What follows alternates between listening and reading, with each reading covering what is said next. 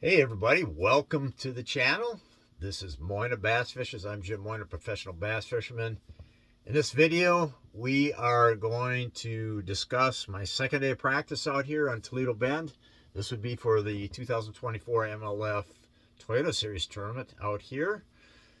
I fished in the morning, and then I had some sponsor duties through the afternoon, and then I fished about the last hour and a half of the day.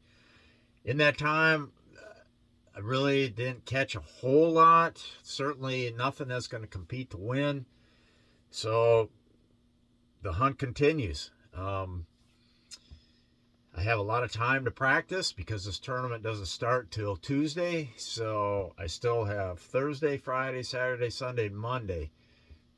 So that's a full 5 days, 4.5 days really. Well, Monday's kind of a half day, 3/4 day. But still, lots of time left.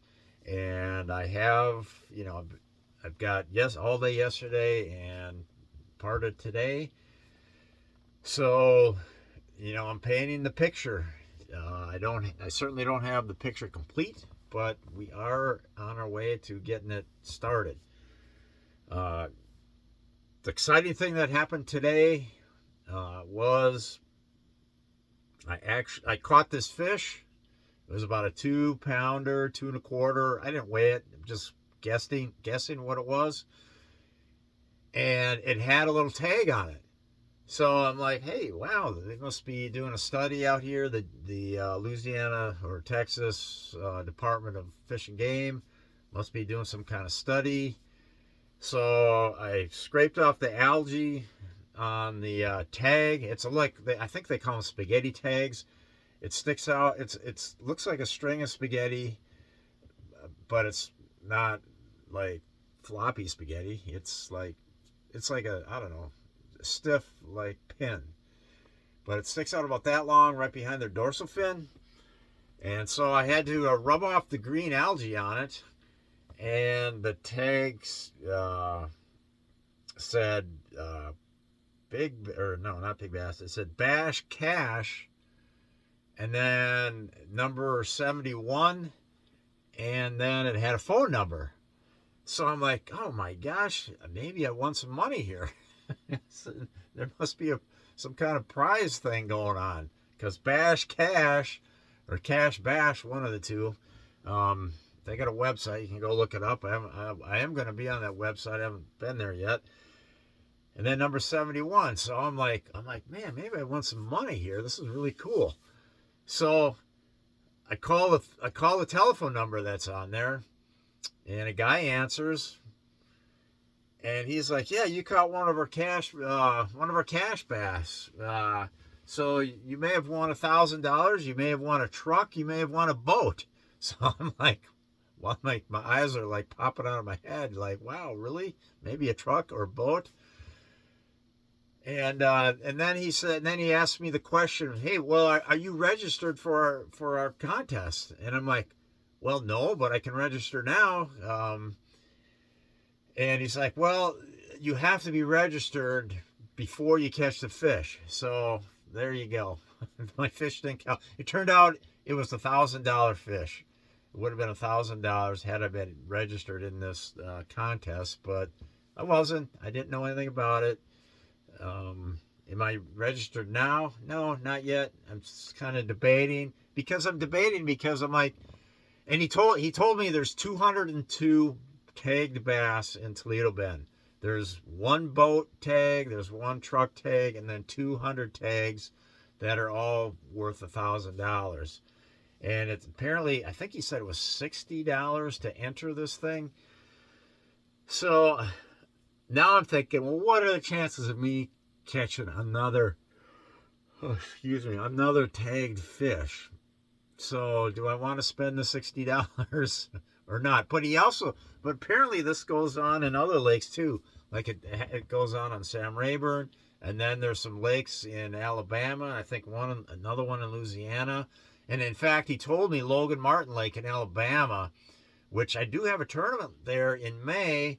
So I would have a chance to catch one of those tag fish over there. So $60. Do I do this? Do I not do it? I've already missed out on $1,000. Do I want to miss out on another $1,000, or even a truck, or even a boat? But anyhow, that was kind of exciting, and dang it, I was kind of, would have been kind of nice to win that, but oh well, that's the way it goes. And it did pose a I did have to kind of wrestle with something. My mind went kind of down a dark path, and after I was done talking to the gentleman, I started thinking to myself, I'm like, you know, I could just register today and keep this fish in my live well all night and turn the fish in tomorrow. So, or I called a friend, and I did call a friend, and he knew somebody who was in the contest, so we could have that guy turn the fish in, and then split the money. So after I got off the phone with that person, that friend of mine, I started thinking about it. I'm like, Jim, what are you doing? This is like kind of it's not a traditional tournament, but it's a contest, and this would be like definitely be cheating and would be fraud. So after thinking about it for about a minute after I got off the phone, I'm like, Jim, what are you doing? You've fished your entire career clean, by the rules. You don't hedge the rules. You don't.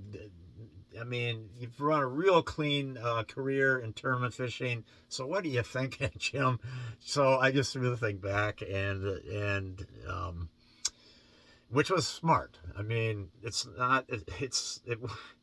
It won't be worth, because once you do something stupid like that and get caught, well, then your entire history of tournament fishing is now basically it's canceled. I mean, you lose all respect. Any tournament you have won in the past is now people will question it. They'll wonder what,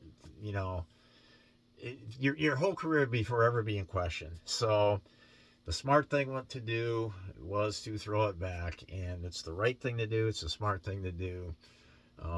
So I am very happy with that decision. So, but anyhow, the next decision is, do I spend the $60 to sign up for this thing in hopes of catching another one of those fish?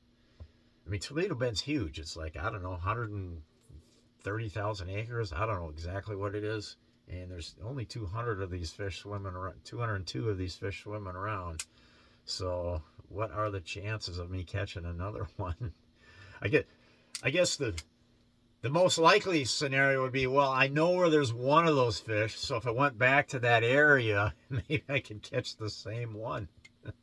Number 71. And if you are watching this video and you catch fish number 71, I guess you don't owe me nothing, but I would just like to hear about it. That's for sure. Fish number 71.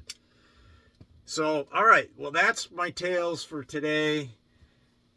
The promotions went well with Bridgeford over there at Rose's. What was it called? Rose's Express. Thank you to those people. And also then the Walmart over there in the same town. I don't know how to pronounce it. Natchitoches, Louisiana. Natchitoches. I'm sure that ain't how you do it. Not sure that ain't how you say it. But that's where I visited the Walmart and Rose's Express. Rose's Express has a nice display of our stuff. And as well as then the Walmart's got some of our stuff there too. Being Bridgeford, that is. Okay, all right, so that's the end of this video.